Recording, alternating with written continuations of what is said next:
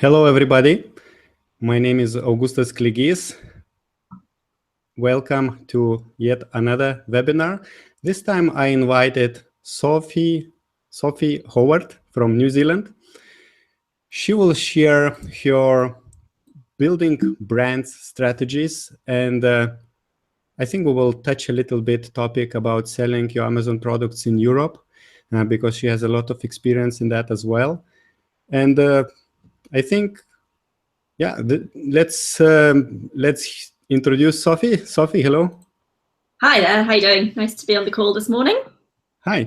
So some people probably have read introduction about you, and I would like to, could you just tell where you are coming from and how you end up with the Amazon business?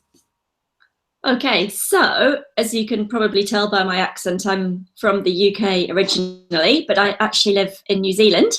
And 2 years ago, actually no, nearly 3 years ago, I was on maternity leave. So I just had a second child, a daughter who was keeping me pretty busy, but I was very motivated not to go back to the day job. So we had a 2-year-old and a new baby. And the good old New Zealand government gives us 2 years maternity leave, which was very nice. So I thought this was the chance that if I was ever going to start my own business, that was the time. And the other thing that happened at the same time was I bumped into a friend whose husband had done ASM2 and was doing pretty well. So I had a chat to him. We signed up for ASM3, so he signed me up. And then he kind of split his commission with me. So I had a bit of cash back to buy my first products. And it worked out really well. So I put in a few $100. I don't think it was even $1,000 for my first shipment. And that was coming up for 3 years ago. And I did the ASM training. But what I didn't do was follow any of the ASM criteria for choosing a product. So where they said, look for something that's already popular, I didn't. Look for something that's small and light, mine was pretty bulky. Look for something from a factory in China, mine wasn't from China or from a factory, it was handmade. And so I just decided from day one, if I was going to build a business, it wasn't going to be like a hobby business. It had to have the potential for being like a 7-figure big business. Because if I was going to give it my really good job and have enough security to run off the business, it had to kind of be done professionally rather than just a sideline. So my job previous to doing this was actually, I was a diplomat for the New Zealand government, but before that I spent 9 years running high-tech startups for Victoria University in Wellington. So I was GM of the intellectual property commercialization team. So I did lots of business-to-business deals and startup stuff and talking to investors, and I'd often run the startups when we first established them and go off and be the interim CEO. And go and base myself in the business incubator in town with lots of other startups. And then also I'd be involved in hiring the board and hiring the first CEOs and keeping the investors happy. So I was quite happy in that startup world and B2B, but the consumer thing was completely new and had no background in internet marketing, and I'm not particularly techie at all. Like, really, I'm hopeless at technology. So I quite liked Amazon just because I could visualize what the business was, and I knew the products I was selling were good quality. And all these other online businesses where it's all a bit murky exactly what you're selling or what the business model is, I just quite liked the kind of neatness of an Amazon business. And I could see that living in New Zealand, if I wanted to have my own business, there's such a tiny population here, whatever I did had to be online. So actually the product I started with was made with New Zealand wool, but it was handmade in another country. And that account is the one I sold for 7 figures when it was 18 months old, which was nice. So I've since then started a few other brands using pretty much the same formula. So I always go top end premium pricing. Don't copy, something that's already doing well. I'll find something that barely even features on the world of Amazon, and all those research tools, like the stuff I start doesn't even show there. So it's a slower start, but a deliberate game plan with like a 2-year plan to having a 7-figure brand. So I do a lot of the growth off Amazon. But yeah, that's what we can talk about more on this call, how I do that branding and launch it. It's nice to hear that maybe now you have big success. However, you started 3 years ago. So it's an example that you need to work a lot to get to a successful business, because sometimes people think, I think, that they can just reach the same level within like few months, and they get frustrated. Yeah, so that was 18 months from the day I started till the day I sold it, that first account. And I'd started other accounts in the meantime as well. But it kind of got worse before it got better. I was working really big hours. Well, I had a daughter that didn't sleep, basically, so I was up all night with her. So I would basically run the business from my phone. I got a virtual assistant really early, so I had a really good girl in Canada. So like where everyone else was saying, get a cheap Filipino for $2 an hour, I pay my VA $16 an hour, and she is like fully interchangeable with me. So I went back and actually did a 9-month contract at work, and she runs the show. So you know, there's not many people who would hand over the reins of a 7-figure business to someone they've never met. And even like $16 an hour is great VA rate, but it's, you know, out of a business that size, it's a, you know, it's an expense, but it's not a killer expense. It's pretty affordable to have that peace of mind and me to keep some lifestyle and sanity. So what I don't want is to be working huge hours or be really stressed or be managing an enormous team. I quite like simple but profitable and something that you can sell. So if it's really complicated and it's all in your head and it all relies on you pushing everything each day, that's not for me. I want to have mine really focused on being automated and passive as early on as possible. And one thing for all the listeners, you are probably already watching, but I forgot to mention that something is going on with the chat box. It's not working for me, at least. And if you want to give questions, please reload the webinar page, and you will see below the player yellow link to a direct YouTube broadcast. So basically you have to go on the YouTube channel, on the YouTube player, and there you can use the live chat box to leave your questions, which Sophie will answer later. But as I said, the chat box at the beginning doesn't work for some reason. I think it's this problem with the servers of the service. So I guess we can perhaps start with your presentation. I know you prepared a few slides, so it would be interesting to hear what you have to share. Okay, sure. Let me just share my screen.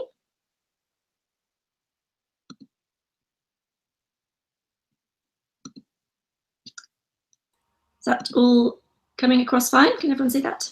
I can see, and guys, if you see the screen, please comment in the live chat box of YouTube, perhaps, if the chat box in the page doesn't work.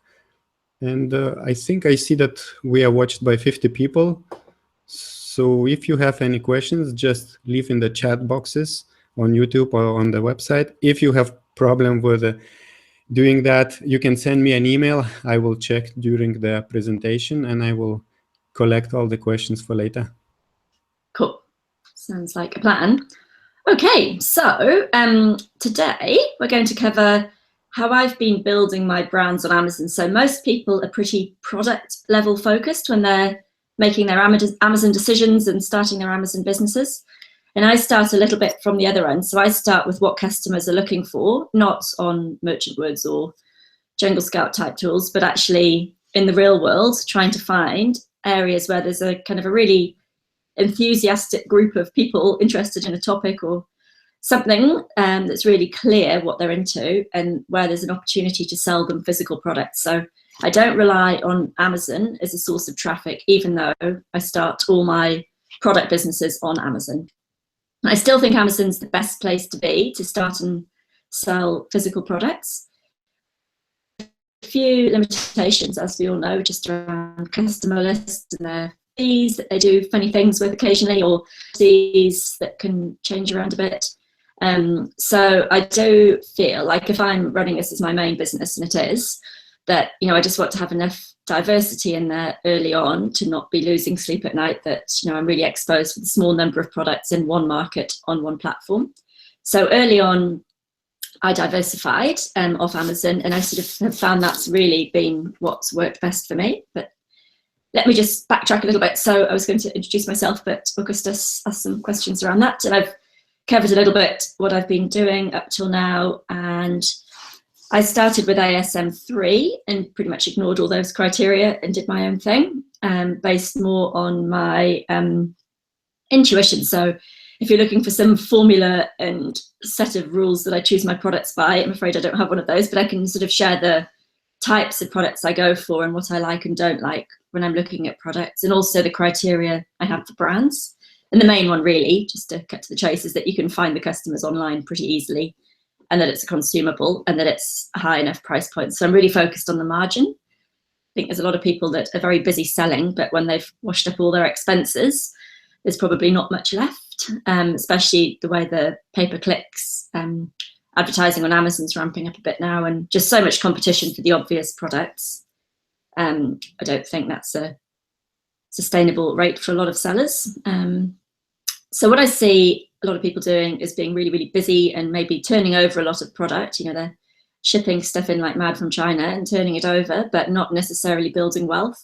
They might even have really good cash flow after all that work, but they probably mainly don't have an asset at the end of the day. So one thing I'm really determined to do is, if I'm doing all this hard work and giving up family time to be out in the office staring at a screen, is that I want something to sell at the end of the day, as well as the cash flow from the products. So I'll talk a little bit about sort of that shift later on, like what you do differently to build an asset rather than just trade products and enjoy the margin and have that cash flow. And I'll also share the top 10 things I think all Amazon sellers should do or should be doing. And also how to just go a bit faster at all this, because speed is your friend. I mean, there's no such thing as standing still on Amazon. If you're not moving forward pretty aggressively, someone's on your case chasing you and, you know, tracking your sales and watching your brand grow. And, you know, there's so many sellers and there's so many tools for those sellers to watch the competition. You need to be pretty creative how you kind of keep ahead of the pack. So I never want to get in a tussle over, you know, ranking to push myself up to page 1. Like my Amazon launches are very light. I just get in stock. I put the price a bit lower than my ongoing price will be, just to get a better conversion rate. And I do some Amazon ads, but really I bring the traffic in from elsewhere, because, you know, there's just, you know, I don't even worry about reviews at all. So anyway, we'll get to that in a minute. So my Amazon journey, in year 1, I did this first product that sold really well straight off the bat. You know, put a few $100s into it, restocked halfway through selling that shipment, restocked selling that shipment, you know, just went on and on, bootstrapped the whole thing. So haven't had any external money or anybody else as sort of a business partner. It's just been me and that initial bit of seed funding, and everything else is bootstrapped from there. And the first year, I think I did 400 new products, and it maybe was from 20 different suppliers. So I tried to find suppliers who could do whole brands and different sort of families of products that each could be a standalone brand in the future. And my plan early on was that I would build brands and have a business that would actually live beyond Amazon. So Amazon is a starting point, but not the end point. And just use the fact it's easy fulfillment, it takes care of all the payments, there's lots of customers there, you get really quick feedback on whether people like your product or the price or not. You can see what the competition does when you turn up in town with your offering, and whether they fight back or roll over, or you just share the market. But what was the most exciting, so that was a pretty great first, you know, year and a half of sales. But then I've got a friend in LA, Jock, who runs a company called Digital Exits, and I had talked to him a little bit earlier about getting my business sold one day. Like, what's the process? How do you maximize the value? Who buys these sorts of businesses? What should I be doing now to make that valuation as high as possible? So he gave me some tips, which is actually when I started a different subscription business at the same time, because those subscription businesses get crazy valuations, like times 10 or 12 rather than 2 or 3 for an Amazon business. So I was always keen on sort of building a business I could sell, because, you know, we had a mortgage at that point. My husband had a good job, but, you know, it was 9 to 5 at least, and would have been really nice if we had a bit more freedom. And with young children, just felt like we were both working hard, but that wasn't quite enough. So I was really keen to work out a way to sell my business at the right time. And the other thing is, I really want it to be fun, because my previous job was awesome. Like I got to do so much travel. I had great colleagues. They were really flexible with childcare and things. They actually paid for childcare. They let me work part-time. So I had a great job, and I don't want to just, be doing some boring admin at home to pay some bills. Like I wouldn't find that very fulfilling. I'd almost rather have an interesting day job than a boring home business. So I did quite a lot of research on business models before I started the Amazon model. But I did think I would do my own take on the Amazon thing, because everybody else, it was clear to me that if everyone's buying the same thing in China, you're just going to be in a price war. Like there was so little differentiation. And you could see the number of people signing up for ASM. 20,000 people or something have been through that. That one strategy cannot work for that many people. Can't be in the top 1,000 of each category with those same criteria and not bump into each other. It's just ridiculous to think that there is, like, I come from like an abundance mindset, but there's a point where it doesn't make common sense. So I didn't like that. Yeah. I wanted to ask one question. So you didn't want to sell products which sourced from China by everybody else. It was your thought about 2 years ago? Yeah. So I didn't particularly want to buy cheap, nasty plastic stuff from China. Like that was not appealing to me at all. Like just for a bunch of reasons, like business sense, I just could see everyone would have the same thing and very little point of difference. And also I just wanted to have really good quality, kind of unique brandable products. And that was quite hard to do when it was straight off a mold in a factory that anyone else could copy you really easily. So it was like the quality and premium positioning thing. Like there is some really good quality stuff comes out of China, and I do buy quite a lot of products from China, but just that first one. And when I'm looking to start something new, I'd much, much rather find it in Sri Lanka or Vietnam or Indonesia or New Zealand or wherever, where it's a bit more unique. It's got some sort of X factor, and especially millennials are very fussy consumers. Like they're really conscious of who they're buying from. They're happy to pay top dollar if it meets their values and their kind of ethical standards around the supply chain. Like there's a lot of the softer stuff in your product offering that can really make a difference to your positioning in the market. And so it's not just like the features of the product, it's the story of where it came from and how you work with those suppliers and what you give back. So I do quite a lot of that, and that's worked really well for me in business.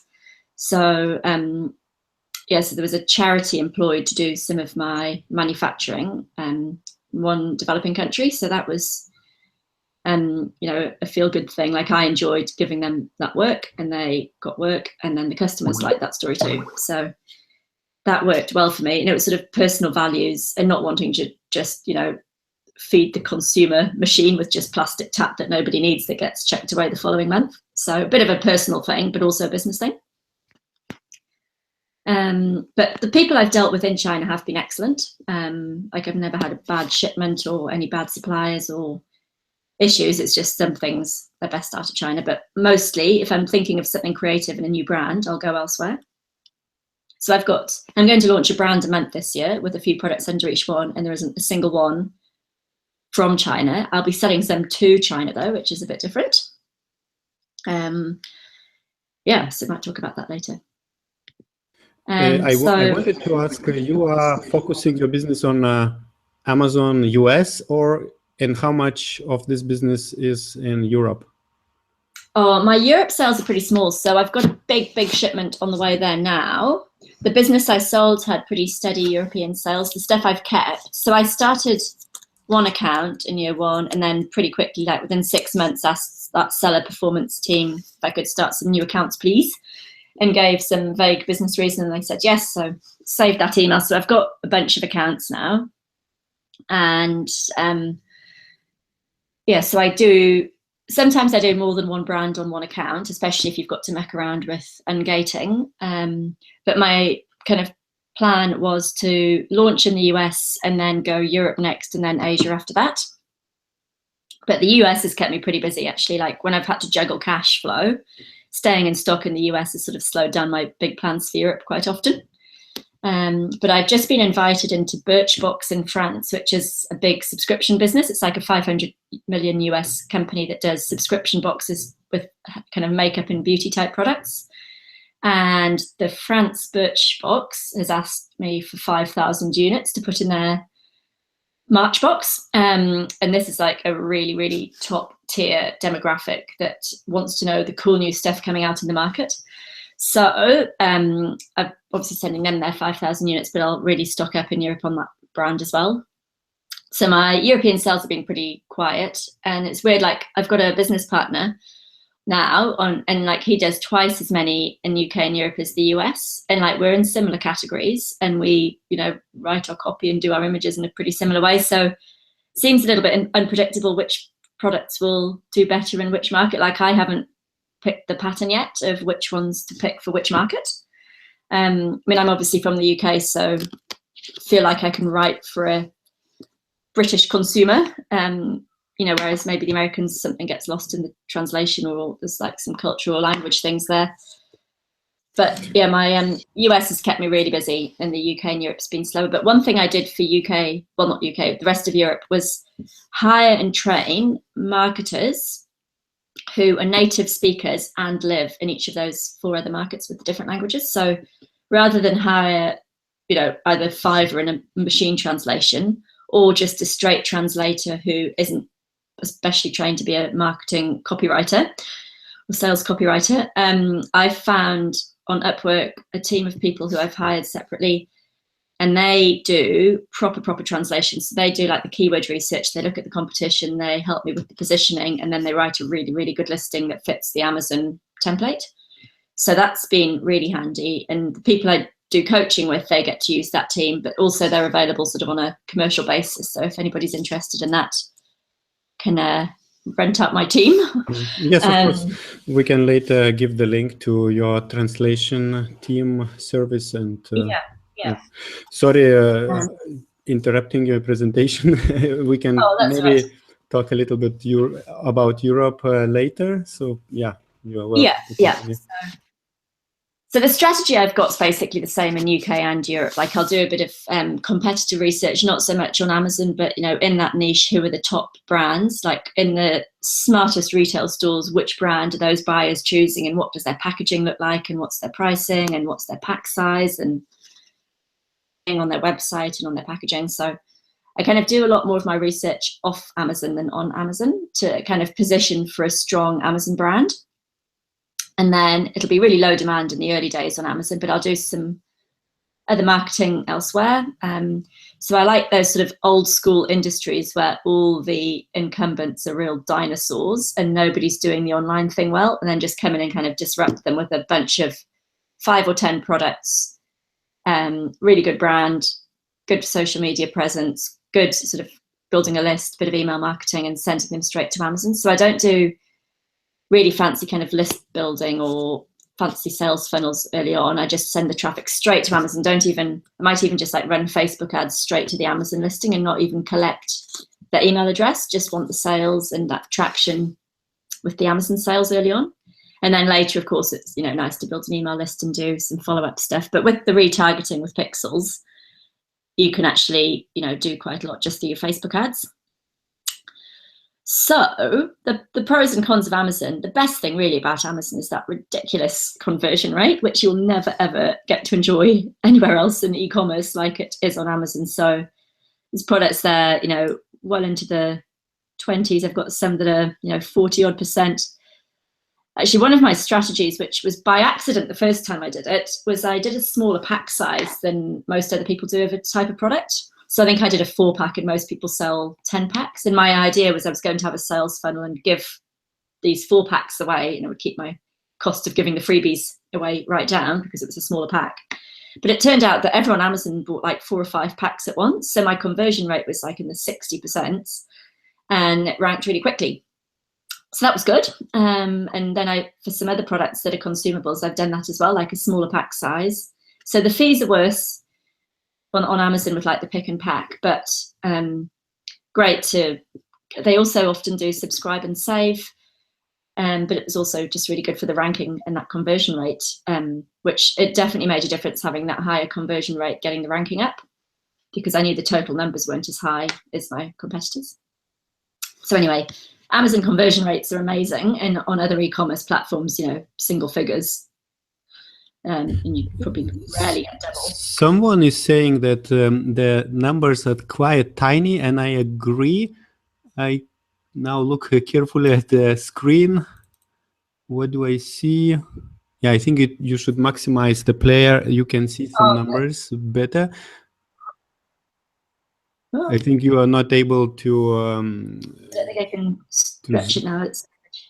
So I wonder if I've got any like Zoom tool I can put over it. So it's like that one there is 25.8%. Let me just make it a little bit.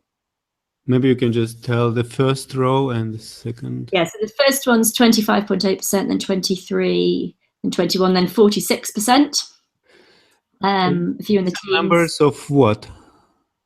That's the unit session percentage. That's the conversion rate. Mm-hmm. Okay. So like the one there that's 500,000 and a bit in sales is 26% nearly conversion rate. There's one here, $20,000 in sales, 46% conversion rate. Mm-hmm. So like that just doesn't exist away from Amazon.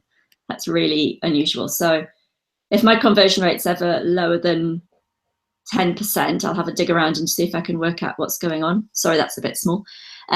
So this row here, it's 143,000 in sales in a 6.7% conversion rate, and I happen to know which product that is. And what had happened is a bunch of Amazon affiliates had been sending a load of traffic to that link.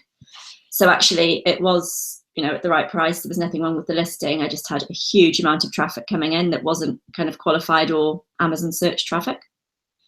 So I always kind of like to Google my ASIN and just see where it's appearing in the world, because often you'll find it on all sorts of junky sites. Somebody's just trying to flood traffic to products that they think they might sell from their Amazon affiliate page.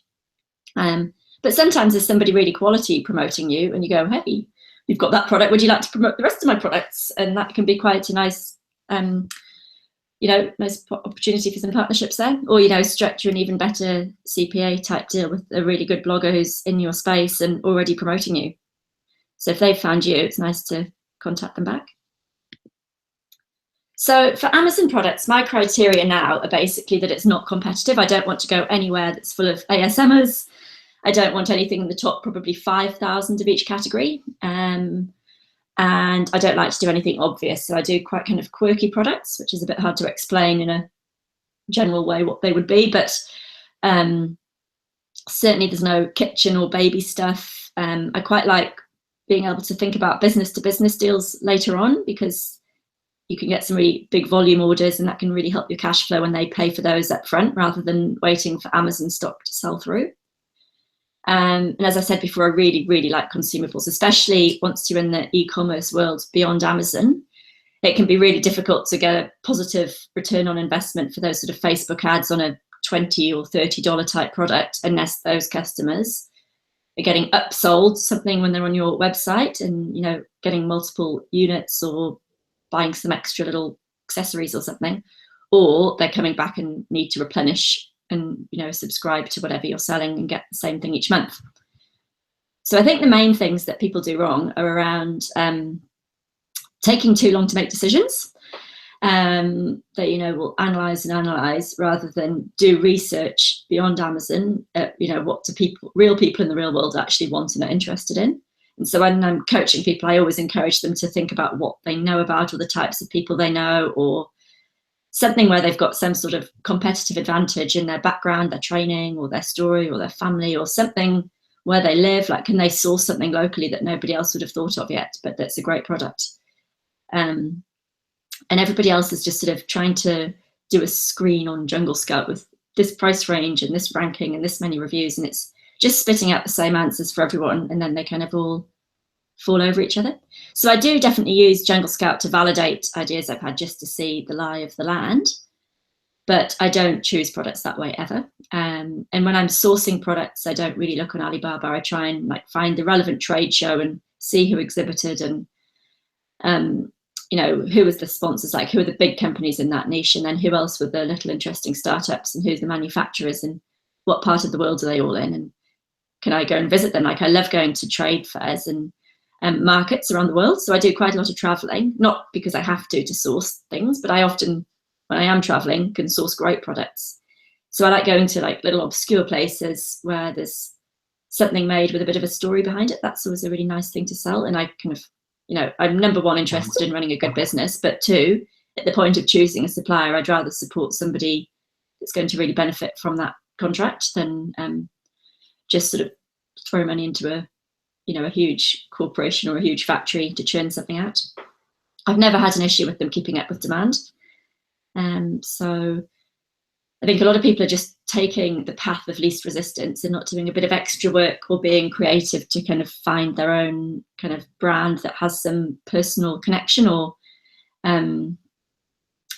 something that they could get a bit more excited about long term. So there were a bunch of products in that first year that I started that just I had no kind of feelings about, like I could sell them. There was a bit of money to be made, but I wasn't really into it. Whereas the first one I'd started, I really, really loved that brand. And so I decided that all my future brands would be products I'd love that I would like use myself or give to somebody as a gift, like really premium and really well made and from really good sources.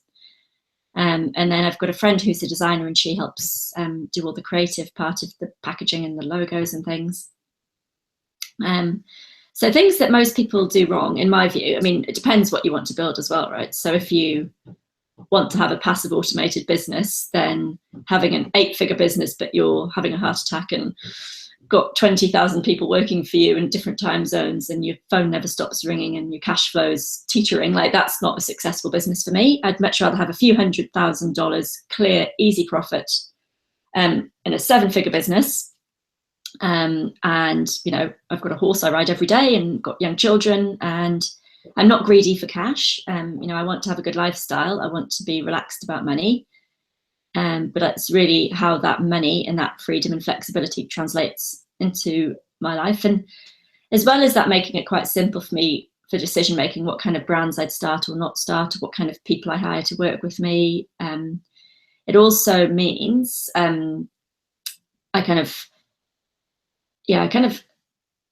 have fun with it, and it's more of a choice rather than a job. So I really like that kind of lifestyle element, which I've been very deliberate about.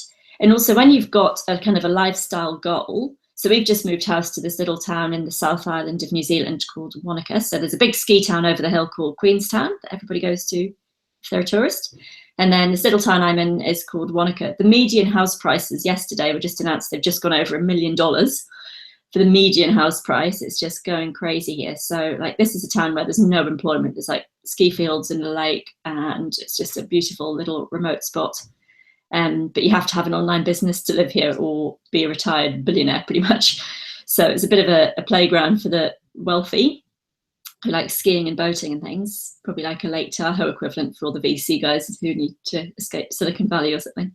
But that is like the lifestyle we want. And that's what I was dreaming of having a horse again, living in Wanaka, dropping my kids off at school, picking them up. So that's motivating for me in the business to have that vision rather than a financial target.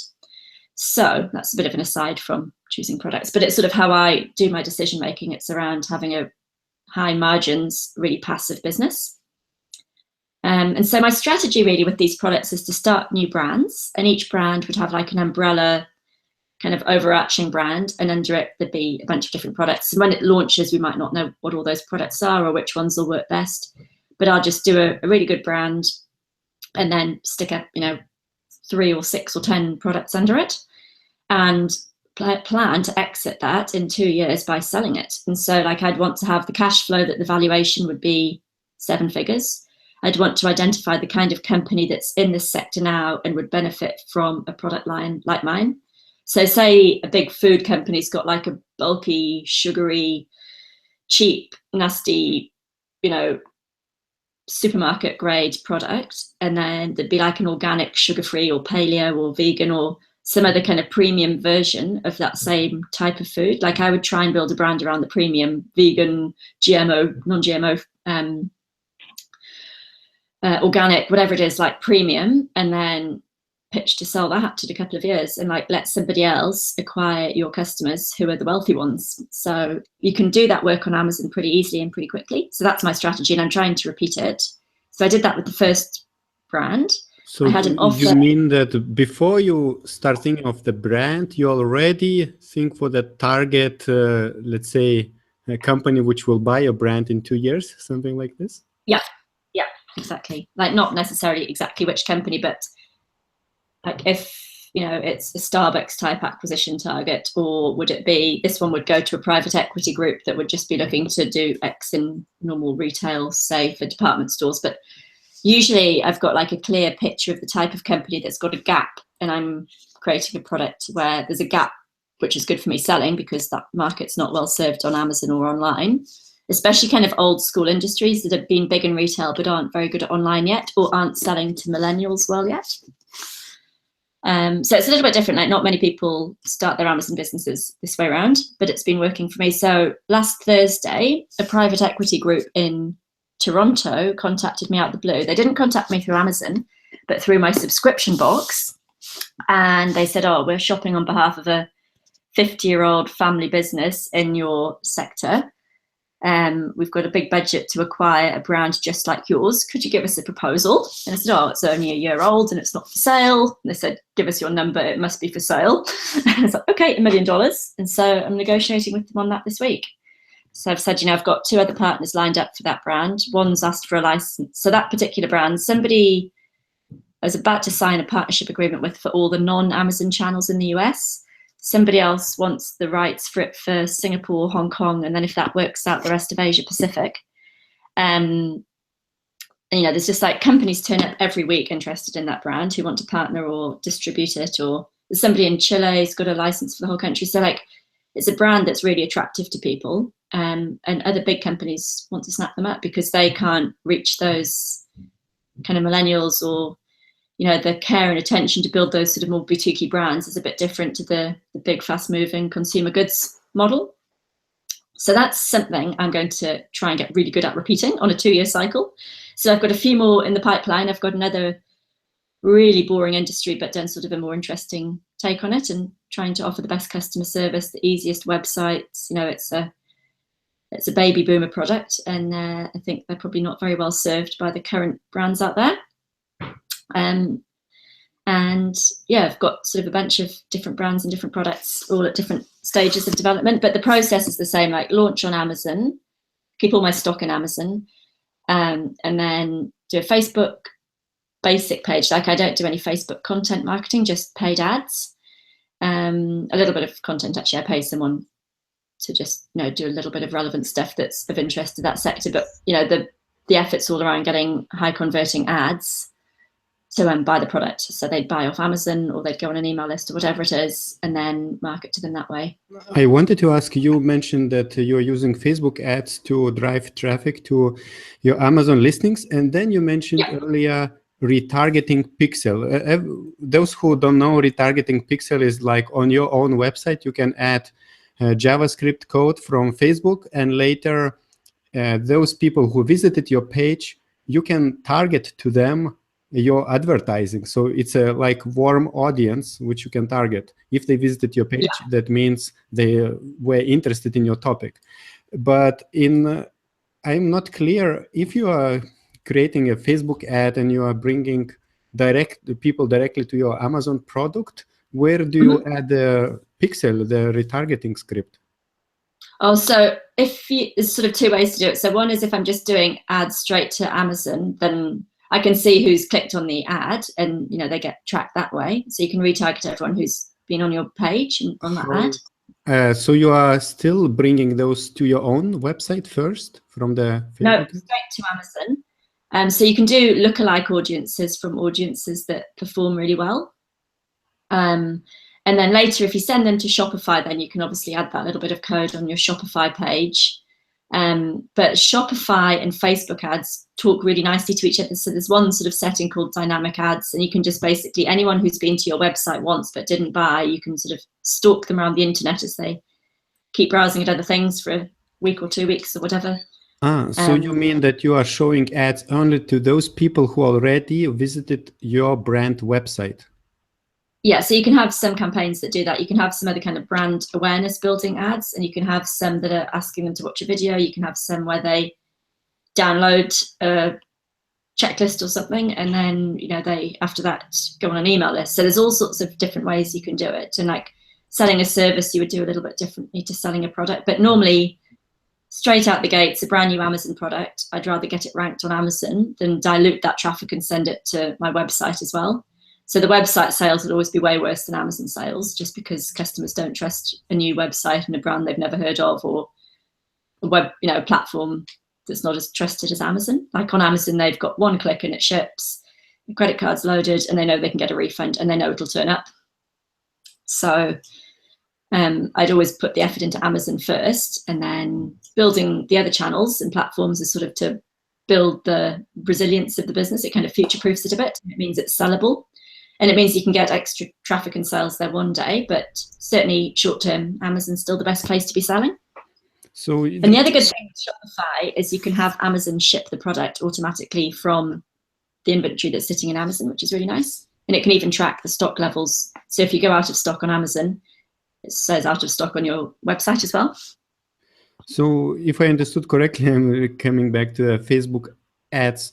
You are not showing Facebook ads to cold audience, you know what is cold audience. Those who sometimes I do. Like with a new brand, quite happy just to see what happens. And I don't often say, here's your 80% off coupon code. I'll do an ad with the benefits of the product at full price and just send them straight to Amazon, like just get a bit of extra relevant traffic to Amazon. So the thing I hate doing is giving away coupons for like massively discounted products to an audience that's never got any intention of buying that type of product again. They're just signed up for coupons for freebies, which they'll probably resell anyway. And it's just like money down the drain. It's not like an investment. It's just kind of gaming Amazon to have some reviews showing on your listing, which helps with your conversion for next batch of customers. If it is a cold audience and you want to provide them coupon code when they click on the Facebook ad and it goes directly to Amazon, that means this coupon code you are displaying on the advertising itself? Yeah, but I don't even do that really. I just send them at full price. So it'll have a lower conversion rate, but I'd rather find the real people that actually want to buy the product. So I don't want to chase and put my marketing effort into people that look for 80% off stuff.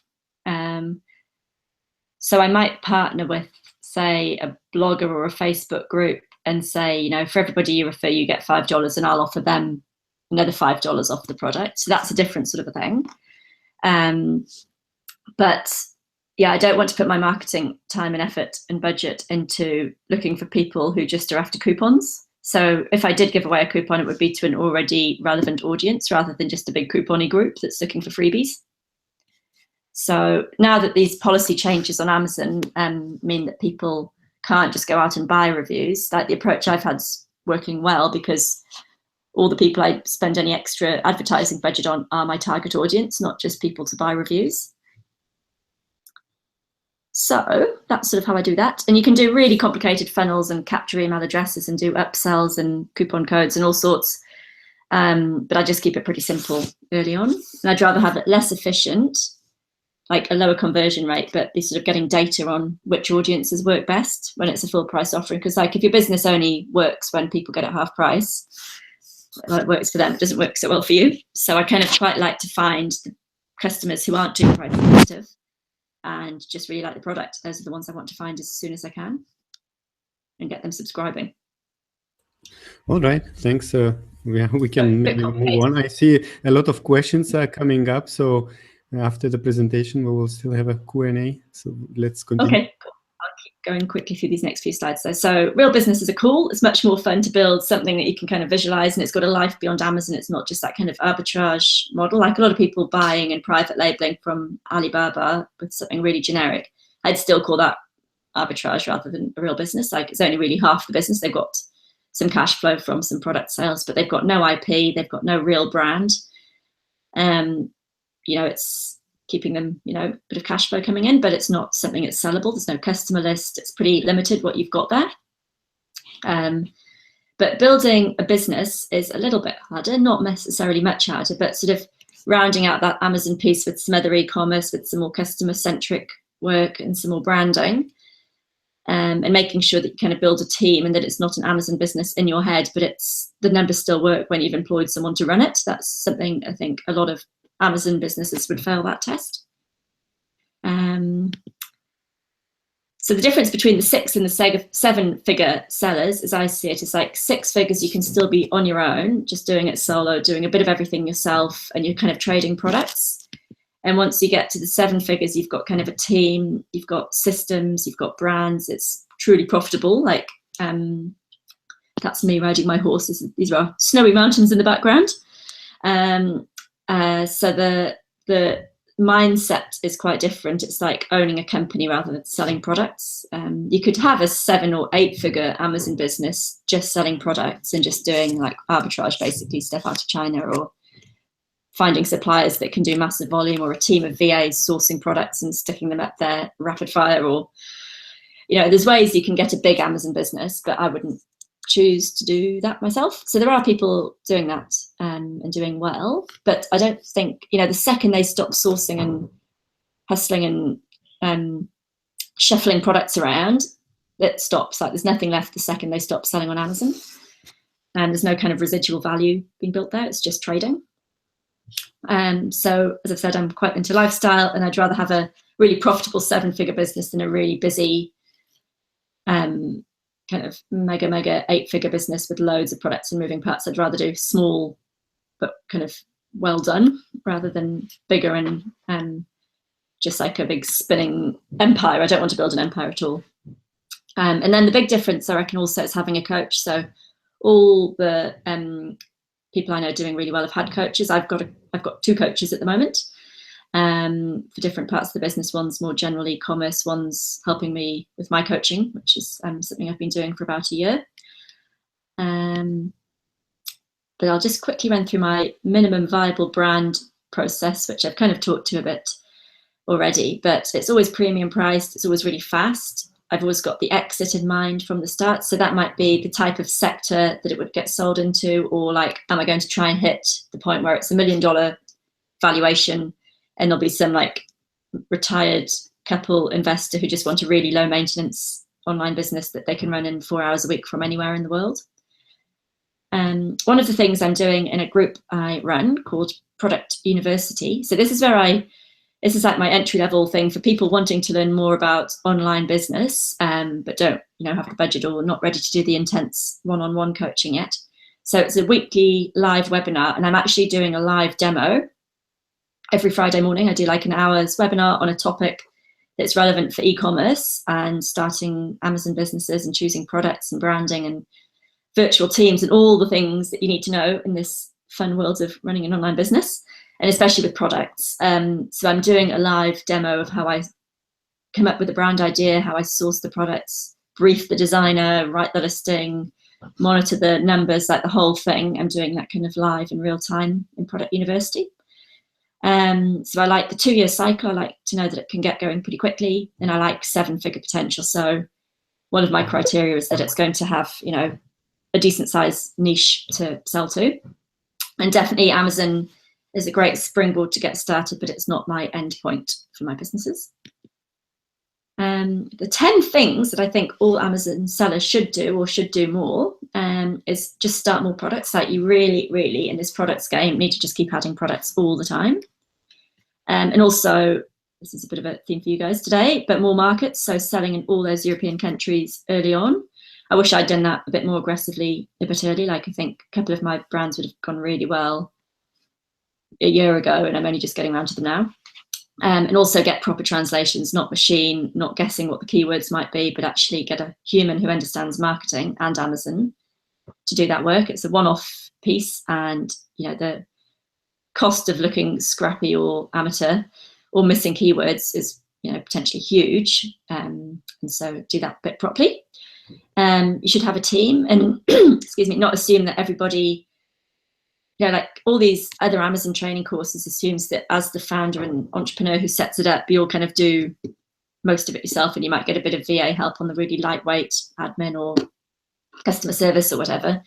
But really, like if you're not a creative person, maybe you should outsource the creative bits and even the product development, like partner with someone who's good at finding products, and use your analytical skills, all the other way around. But it's not kind of a one size fits all business. There's different parts of the business where, you know, you need to be analytical some days, you need to be a great copywriter, you need to have the kind of the creative side and getting great images. Like there's a lot of moving parts in an Amazon business. You've got the negotiations and your supply side and logistics. So like I'm really good on the product side. I can have product ideas every day, but, you know, put me in charge of a shipment and it'll end up in the wrong continent.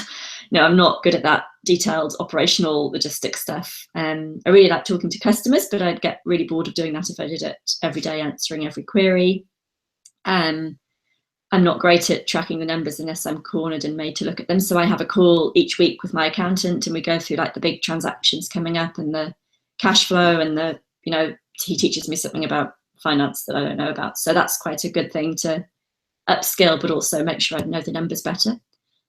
And so really use your strengths and use your private knowledge about different subject areas or something that you're really interested in or know about through your career or your training or some family member or something where you've just got a bit of a story to tell. Like people don't want to just buy from a random seller. They want some connection there. And it's hard to build that kind of emotional connection on Amazon, but once you get into other channels, you really can. So proper systems, a lot of people have got, you know, I'm probably guilty of this, but, you know, not totally documented standard operating procedures, you know, it's all a bit loose. So now I've got Asana for the project management. I use Skype for pretty much all the team daily, kind of just checking in on things, and use Dropbox for all the file sharing and use Xero for all my bookkeeping and finances. But that meant when I sold my other business, the due diligence was like a 5-minute exercise of changing some permission settings on those folders. They could see Amazon, they could see all the invoices in Dropbox, they could see all the brand assets and stuff there, the, you know, trademark letters from the patent office. Like everything was just all cloud-based, super secure, virtual, all, you know, neat and tidy, and all the numbers were up to date. So that was easy, but would have been a nightmare if it wasn't all prepped like that. Most people should go faster. I think they overthink things and don't trust they get enough. They're waiting for a bit of software to give them answers, but that's not a great strategy in my mind. Most people go for too competitive products, that they want a bit of somebody else's market share rather than create the market a bit more themselves.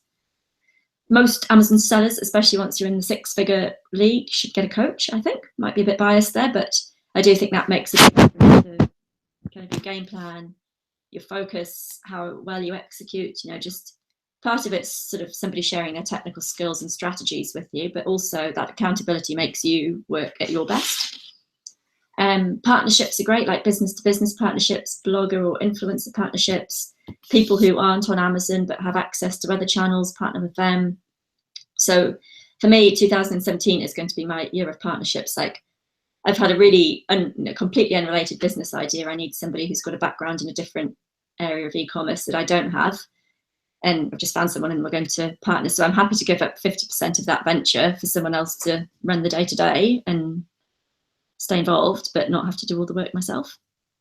And then people should think about exits more as well. So I think that's where you have those life-changing transactions, like 7 figures, you're mortgage-free, your kids are paid through college, whatever it is. Those big lump sums are very, very fun. So we went off to Bali and lived there for 3 months. We bought a house in this town with the crazy house prices.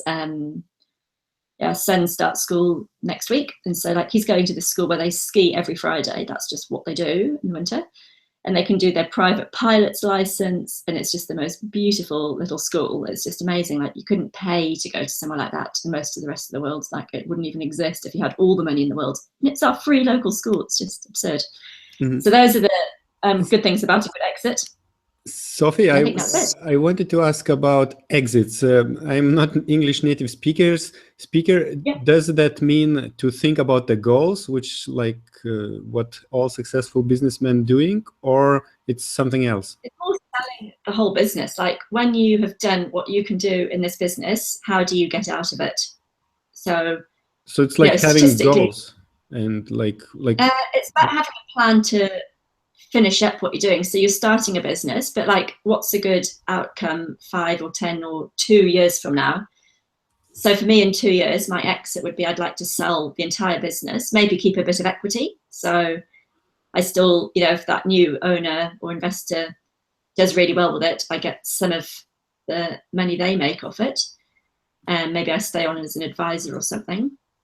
But it's really, you know, do you sell this business or do you hire someone to run it ongoing and you just stay on as an owner? Like you're not going to do the same thing in the same business for 10 or 20 years generally.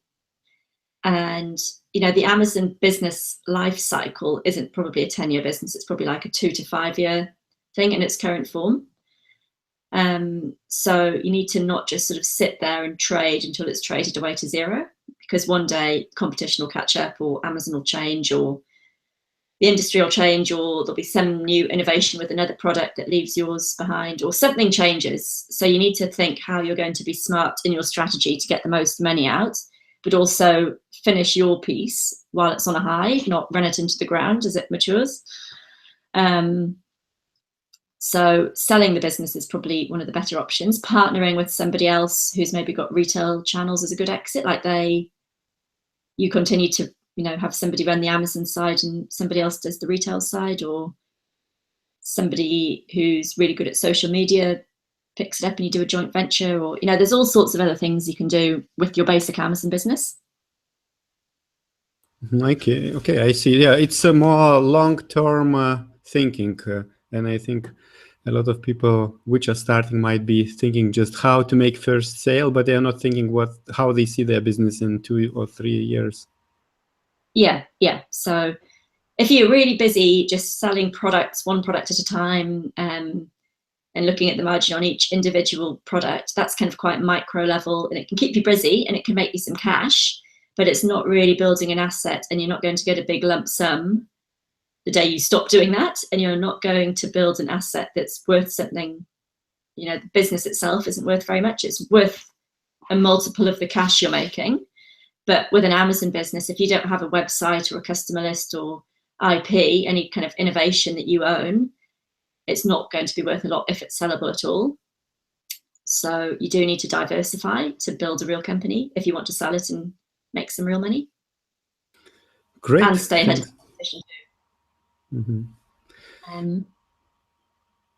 So were there any other questions? There will be questions, but maybe let's introduce your websites, what you are offering, and then maybe we can just switch off the slides, and there are a lot of questions. Sure. Okay. So I mentioned earlier Product University. This is the place where I am doing a live kind of demo of how I do my minimum viable brand thing, like how I come up with product ideas, where I source the products from, how I get the designer to come up with the logo and the packaging, and how I write the copy, and how I launch on Amazon and do the Facebook stuff. So that's all started last week, but there's still time to catch up. All the webinars get recorded and saved, and there's a nice Facebook community around that too, and that's good fun. So it's a bit broader than Amazon. Like, there's a lot of people selling Amazon courses, and there's a lot of people who sell on Amazon, sort of reading Facebook groups about every Amazon tweak and change of policy and what does this mean, and, you know, very Amazon. Whereas I think Product University for me is to get people to think a bit beyond Amazon and think a bit more broadly about a whole online products business that uses Amazon but has legs beyond that and can keep going and can scale by not relying on Amazon. And it future-proofs your business too. Like, there's a lot of risk just being in one place on one platform where you've got no control over their rules. So Product University is a kind of a place to build the skills and confidence for Amazon and e-commerce. And there's quite a bit of focus on product selection and branding. There's a different theme each month. And I do a live webinar every Friday morning my time, so exactly this time actually. Tomorrow, 24 hours from now, but every week. And we have a really nice group doing that. So each month we have a different theme. So January's been all about goals and mindset and getting focus and clarity on what you want to do this year, and habits and the behaviors of the successful sellers that are running online businesses. So like good habits for entrepreneurs. And then in February, we'll get into really grunty product selection strategy, which will be good fun. And that's probably what lots of people are hanging out for. But it's really hard to choose the right products unless you know what kind of business you want and where it's going to fit and what resources and time you've got for it and how you're actually going to deliver it.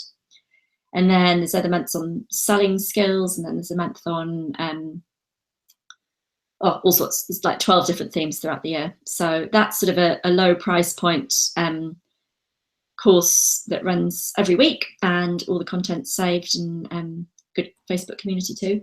I'm actually running a promotion on that at the moment. So if you sign up for the year for Product University, you get the Amazon Navigator course for free, and that's an online training program just for Amazon. And I sold that last year for $5,000 US. So that's free when people sign up for Product University for a year at the moment. So that's all on that aspiringentrepreneurs.org website.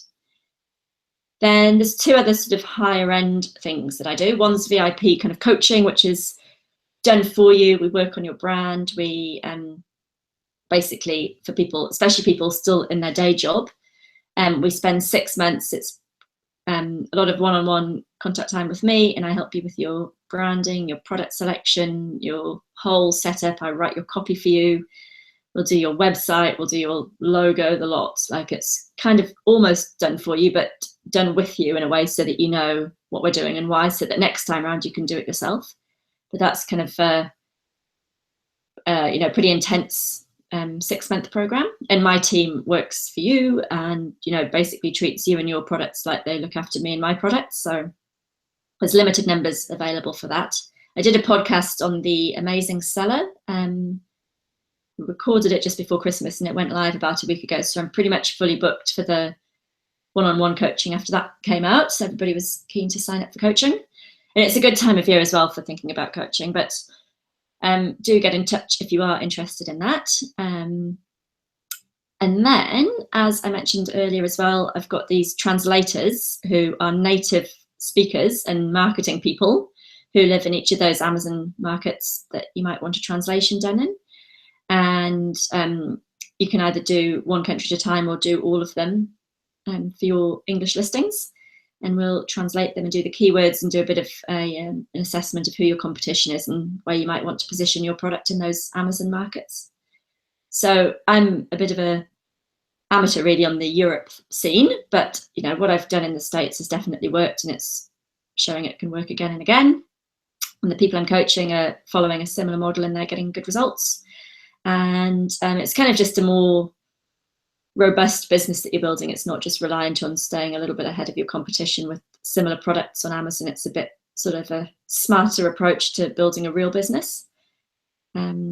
So if you're ever interested in talking to me about any of those, just drop me an email or head over to that website. And there's a few, I think I've got a little 10-day mini course on how I build my Amazon businesses there, and a few other downloads like my product selection checklist, and there's a few other bits and pieces on that website. So have a look at that. Thanks a lot. And I'll just exit the screen and go back to. Yes, you, Sophie mentioned that at this time in 24 hours on Fridays, she does webinars for her coaching groups. I just wanted to explain to the people that at the moment for Sophie's morning, because she's in New Zealand, it's a 12 hours difference with Western Europe. So yeah, and it's 8 p.m. UK time on a Thursday evening. Yes. There's quite a lot of Brits. Yeah, sort of half Brits, half Americans probably. Great presentation, thank you. And now we have several questions. I wanted to ask myself about, you mentioned that you have 400 products. Mm-hmm. Yes, and then you said that was in the first year. Sorry, I did that in the first year, and then I've done more since then. And then you mentioned that per brand you launch 4 or 5 products. Did I catch that correctly? Yeah, so the first year my strategy was a bit different. I was just sort of experimenting with what works on Amazon with the profits from my very first product. Now when I start a brand, I'll have kind of one umbrella brand and then maybe do 4 or 5 products initially. Maybe one brand might just have one product initially, and it might be on a new separate Amazon account, or it might be joined with some other ones. So the account I sold got a bit of a tangle because I didn't want to sell everything in that account. I had some new products I really wanted to keep. So I sort of swept them out of that account, set up those ASINs in a new account, and carried on trading. But it was a bit annoying. There was a lot of double handling and labeling and mucking around. I should have actually just come to an agreement with the guy that bought the business and said, can we sell that stock through on the current account? And when I restock, I'll do it on a new account. But anyway, I'd shipped everything out, and then we had to sort of separate all the numbers because he could see like the trading history on the Amazon account for products that weren't included in the account in the business that was for sale. All right. And someone was asking a related question. They say, why wouldn't you focus only on the bestsellers, which he is mentioning the 80-20 Pareto principle? Yeah. When he So I do. heard that you have so many products, so he was asking, why Yeah. don't you focus on the bestsellers? Yeah. So I do. So a lot of those 400 products perform okay, but they're not superstars. What I'm trying to do now is go sort of high effort on the ones with greatest potential. They're not making the most money short term, like they're the ones that are often the hardest work to get going. But that's my plan, is to sort of have a long tail that is kind of easy to just have sitting there, and it maybe bulks up the brand a bit. But really there'll be like a flagship product or two for each brand. And it's pretty clear in my mind which ones those are for all the brands I've got on those. Another question is about launching products. So someone is interested, what is the best way to launch a new product in order to get to gain sales and high ranking? Also, you mentioned that you don't care about reviews. How do you get the reviews? So I'm not really in a hurry for quick sales when I launch a product. So I get it in stock. I'll start the Amazon pay-per-click ads. I'll reduce the price to sort of low-ish, but not stupidly low. And then I'll probably run some Facebook ads, and I might contact some other people who've got a list, like a Facebook group or a blogger, and let them know that the product's there and maybe give them a discount, but not a big one. But I don't, use any of these ranking services. I don't give lots away to review groups. I don't go out to pages and pages of bloggers just hoping they'll find reviewers and move the, get sales. I don't want kind of phony initial customers to get a quick ranking or sales that aren't profitable. Like, I'd much rather play a longer game and really dial in who my target ideal customer is and start building a relationship with them through Facebook or other means. You again mentioned Facebook advertising. So you said for the new product, you might run Facebook ads. That would be for cold audience and directly to Amazon listing, no retargeting involved. Oh, I do it a bit differently each time. Like, it's Facebook changes as often as I'm launching a new brand. So sometimes I might do like some video ads. Sometimes I might do some brand awareness ads. Sometimes I'll send them straight to Amazon. Sometimes I'll do some kind of giveaway, build an email list, then send them to Amazon. So there's lots of different ways to do it. And it depends really the price point of the product. Like, is this a big decision for them or is it easy? Is it a customer group who I know is just going to love the product and they'll buy it straight off, or is it a harder sell? Is it something that's likely to be shared on Facebook? Like, I've got some products that just wouldn't really suit Facebook, like they'll never get shared or go viral or anything. They're kind of not that type of product. And so I do it a little bit different each time, but I do like to know that I can find my traffic if I'm willing to pay for it elsewhere, not just on Amazon. So I optimize everything on Amazon, but don't rely on that. Sometimes products on Amazon, like I've got one brand that we started in September, did $85,000 in December, and it's not especially gifty. And we did nothing. It was just on Amazon. It didn't have a single ad, didn't have a single review. So I really don't worry about reviews. I think people that are in a real sort of stew over every last Amazon change are missing the bigger picture. The game is not won and lost on how many reviews you've got. It's like, have you got good products? So I'd rather have an A-grade product and let it take its time to, connect with the right audience than, go for a B-grade competitive product and just have to push it to get it sold. Like, that's just not the same sort of business for me. That's I just want to invite everyone to listen what Sophie is talking, because I agree that everyone is thinking that reviews was like the most important part of the business, of FBA business. And what Sophie is talking is, it's a long-term thinking. It is about building your brand, about thinking a lot of other things which work much better than focusing on reviews. Yeah, well, they've worked well for me so far. But also, like, if you think about a real Amazon customer, they want to know that the product's good quality and it's going to turn up. But they must be discounting all these phony reviews. Like, there's so many that just look ridiculous. And like, when I'm shopping, I do have a click through reviews, but it's not my final decision-making point. I mean, it does factor, obviously, to some extent, and we never know quite how much Amazon factors it in, but you also know that Amazon can really penalize you if they don't like how you've done it. And, you know, they don't give you many warnings. If they don't like something, they just, boom, new policy, boom, retrospectively applied even. It's not like it starts today, like they'll go back in time. So I just quite like to, you know that they're real customers who actually want my product at the real price.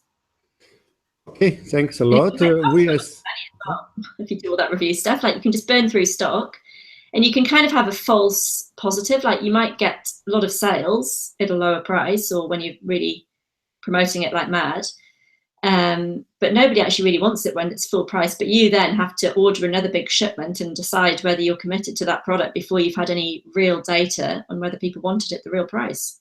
So I'd much rather get that data from the first shipment when it's as hard as it's ever going to be, with the least reviews there. And then over time, with like the email follow-up sequences, I get reviews on all my products, no problem. And they're always good products, so the reviews are always good, and I ask for them, but you know, don't go out and pay for them. Okay, all right. I will try to go quickly through other questions. Do you still have time, I hope? Yeah. So another question is, do you create separate seller accounts and companies for your different brands?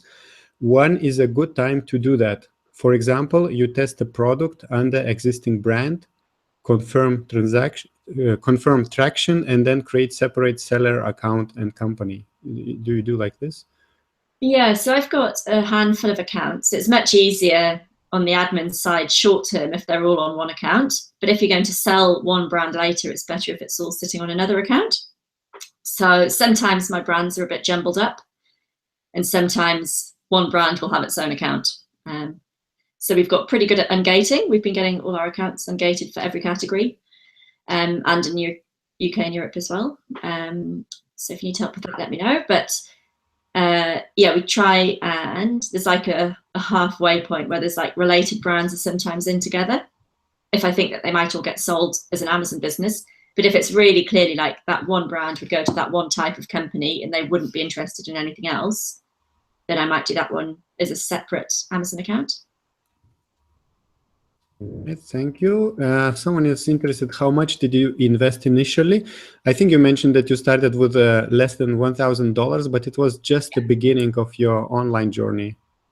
Yeah, that was it. And I never took any money out of the business for a long time. So I went back and did a 9-month contract, and we kind of lived off my husband's income for a year or two. So that was the only money that's gone in. So do you mean you just put like less than $1,000 into your Amazon business and you never invested more extra money? Yeah. And I've had lots of offers from, you know, investors and business partners, and just would rather make my own decisions and not have the stress and hassle of managing their money, their joint decisions on everything. I can just go as fast and loose as I like, and it's all mine. And that kind of suits me. Like if somebody was wanting big reports, or I don't like the idea of paying interest unless I need to. Like I'd happily do it when I need to, but yeah, I think the way I like to do it is just my own way and with my own money. Own it outright, and then when you sell, it's all yours to sell. So it's not sort of through being greedy, it's more the freedom to make decisions as I like. Thanks. You spoke about automation at the beginning. How do you automate in particular? So I'm really keen on sales funnels. So one of the things I'm building now is like a series of Facebook ads that gets people onto an email list. Then they get like a free webinar on something or a free bit of information content. Then after that, on the thank you page, they get an offer to buy more of the same kind of thing, which might cost, you know, a few tens of dollars. And then if they like that, straight away they get offered something, you know, a lot more investment, like a few $100s. And then basically trying to generate some passive sales that I don't need to, you know, work quite so hard for. And it's all from the initial lead. So just trying to maximize the value per lead through kind of sales funnels. So there might be an upsell, or, you know, they're about to check out with one product and then you offer them a few more, or a different related product, or if they get 5, they get free shipping, or something like that, that just encourages them to keep shopping and do all that through a platform called Klik, which is some software that you can do really neat sales funnels. It's really easy to drive, and it's a nice way to build some extra revenue into your business. So nice to not be always on Amazon. Yes, it's I think what everyone has to do. It's to go off the Amazon and get some extra platforms for your products, or extra ways to get. Good time to diversify. There is a question: what is the most effective way for searching your own ASINs on Google? Put the ASIN into Google and hit search. It might not come up anywhere. I think you mentioned something about searching products on Google, and maybe this is what he's referring, but now I cannot. Okay, so I just put the ASIN of my product in the search box on Google, and sometimes you find somebody's promoting it for you in some magazine somewhere, or some bloggers writing about you and you didn't know it, or there's some really spammy, junky site that's got all these listings on and yours is in there. And sometimes it can be a useful connection, someone who's actually relevant for your product or other products you've got. But half the time, you've got loads of traffic and a bad conversion rate, and it's just that somebody's stuck you on some crappy coupon site somewhere, but there aren't any coupons with it, so it doesn't go very far. But yeah, sometimes it's just like junky Amazon affiliate sites around. There are lots of them. Do you develop or design your own products at all? A little bit, yeah. So I commission products with ideas, and definitely the packaging is always a bit different from everyone else's. And yeah, I was trying to think of the latest ones. Yeah, completely new, some of these late ones. Like I've been mixing stuff up myself at home, like making test runs on the ideas. But I don't ever do beauty. I hate that category. Don't do beauty. Very competitive. So when you're imagining me mixing something up, you're probably all thinking of a beauty product, but it's not. It's very industrial. All right. Sergey is sending appreciation message, says that great presentation and he likes approach, how you build brands and how you choose products. And he's asking, would you recommend to build a customer list from the beginning of running a business, or first to focus on Amazon sales? Amazon first, I reckon. If you've got the cash flow coming in and you've validated that people on Amazon like your product, then you can go off and play doing other stuff. Like there's always a bit of trial and error with the other stuff. So you could get something wrong on the other platforms and give up going, they don't like it, or my website's not working or whatever. But you're more likely to have success on Amazon than anywhere else. So start there and then invest some of those profits, learning about the other platforms and then getting set up and doing the testing yourself. So in e-commerce, nothing's been around for decades. Like all of it's quite new and it all changes quite quickly. So there's not like a set best way or a set system that's always worked and always will work. You do need to love tinkering and learning yourself. Otherwise, if you can't stay current, you're going to just die. You have to be invested in learning, which is why I do product university, because I cut through all that noise and shouting out there and free webinars on this, that, and the other, telling everybody how to do stuff, and they're selling a service or a product or a tool of some sort. So I go through a lot of those and then, just share what I find is working for me. And that's, only my own experience. But I do think people need to think quite critically for themselves, rather than just follow the herds or wait for a blueprint and buy that, because as soon as it's, somebody else has codified, this is how it's done, A, it probably won't work very well anymore. But B, you're never quite sure of people's sort of motivation why they're selling you these things. That you have to do your own testing and know your own business. All right. I still have about 6 questions. Do you still up to? Yeah, I'm fine. All right. So which is better, building a brand name for some products in the same niche, or selling different products from different niches?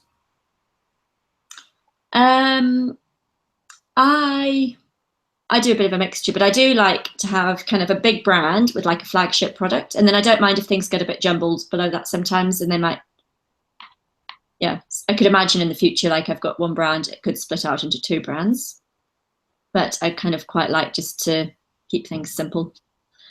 Yeah. And if there's enough, if you've got like a target of, say, get the business to 7 figures in valuation, it might make sense to bundle a few different unrelated things together in one account with one brand, and that's the thing that gets sold.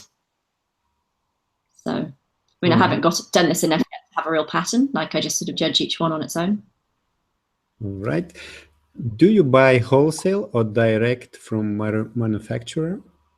Direct, yeah. Direct. And I often go and visit the suppliers in person. So I travel a lot as well, which I like. Like, I find Amazon suits me really well because I get to travel and meet interesting people in interesting parts of the world. Someone is asking a question. Why is it people like yourself who launch an Amazon business end up focusing on putting more effort in these kind of webinars, search programs and coaching programs? Is it because there was this is where the money is, or it is the way of building followers too? I think it's just giving back to the people what you learned, I guess. Yeah. So I was helping a lot of people early on anyway. The way I do the coaching and the reason I do it myself is I do pretty wacky products. Like, I do really high risk things in my product side of my business. And I see my coaching as like my day job where I offset that risk. So for 2 days a week, I coach people. It's not like 2 full days of coaching, but it's kind of the equivalent. It's a bit less than half my work time I do coaching. And that means I can go much, much faster with the products. I don't have the same nerves around the riskier decision because it's not all hinged on the success of those products. And some of those products go really well and some might not. But I'm kind of able to invest in my own coaches, and I'm able to travel more. And I get really good cash flow out the Amazon business, but I also like to grow the Amazon products businesses as fast as I can. So I don't take any money out of the products businesses. I just reinvest all the products money back into new products and then live and upskill and do other stuff with the coaching money. So that's like my separation. It's like day job where I do work for other people, and then my stuff where I work in my own business. And it's like, it's quite neat and it works for me. And I enjoy the coaching. Like, I was thinking of other things I could do. Like, I've actually got quite a lot of partnerships this year, which are a bit murky. Like, they're halfway in between where like, I've had an idea and coached somebody on the project, and then they're doing a lot of the work and we own it 50-50. So I'm like an introvert. I'd quite happily just sit quietly on my own all day, every day, and not talk to anyone. But actually, I stay sharper on Amazon when I'm challenged on all this stuff every day, and learn more about Amazon working with other people in their businesses too, and learn about their backgrounds and different sectors. So I actually do enjoy it. But it's pretty sort of energetically hard work. Like, it's not something I could do 5 days a week. But I've got 2 coaches. I pay a lot of money a year for my coaches, and that's been a really good investment for me. And people were asking me to do the same. So this time last year, I started coaching, and I had done like management stuff in my previous career, and trained up a lot of people in previous jobs. So it isn't an unnatural thing for me to do, but I also have more product ideas than I have the time or money to do anything with. Like, I have ideas for products all the time. And so working with people coaching is really good fun. I love that product side. And then, like, the implementation and optimizing Amazon, there's other people that probably do that better than me, but I'm good at that front end branding and product side. And so that's actually the bit most people want the most help with, it turns out. And I offered this group program, the Amazon Navigator, and a few people did it, but everybody wanted one-on-one. And so I was like, right, well, I'll just do one-on-one some days of the week. Right.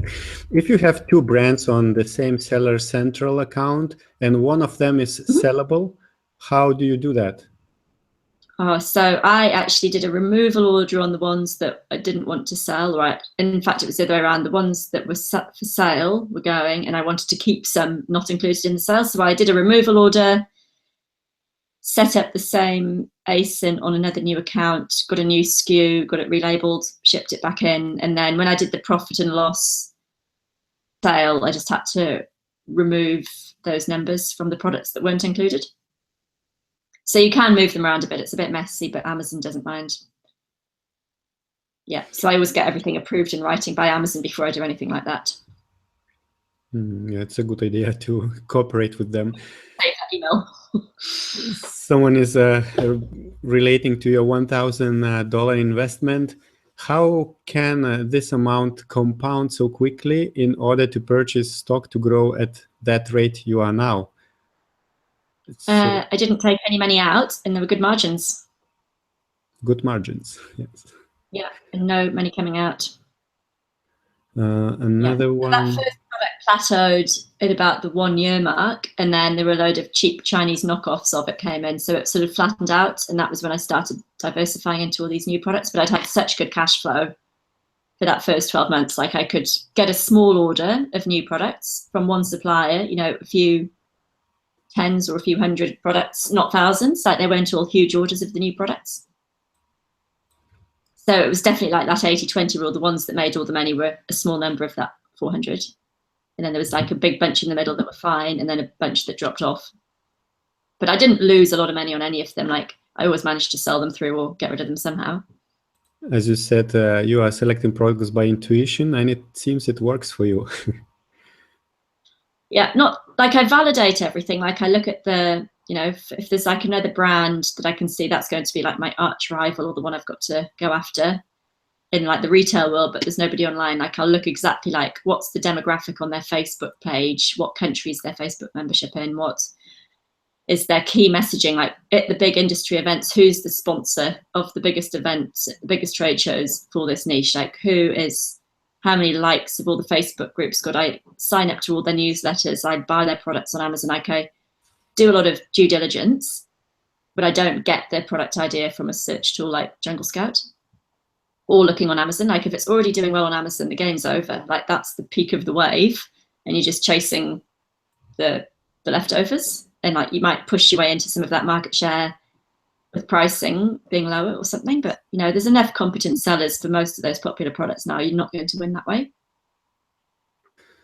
Okay, some person says Sophie is great. That kind of knowledge in 1-2 years, it's a good job. And he's asking, or she's asking, I'm not sure, is it possible to get your tools which you are using to build your brands? I'm not sure what tools. Yeah, Klik funnels. So I use Dropbox, I use Asana for project management, use Skype. Like, it's really simple. Like, everything, I don't have any paper.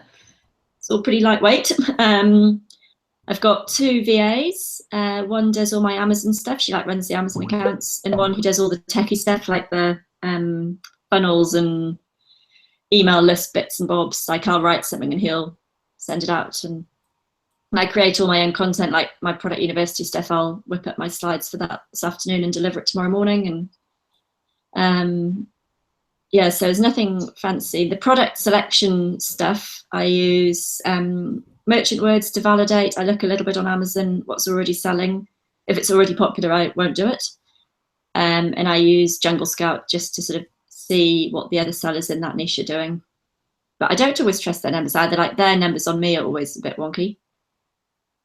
You mentioned that there is another question now related to Europe.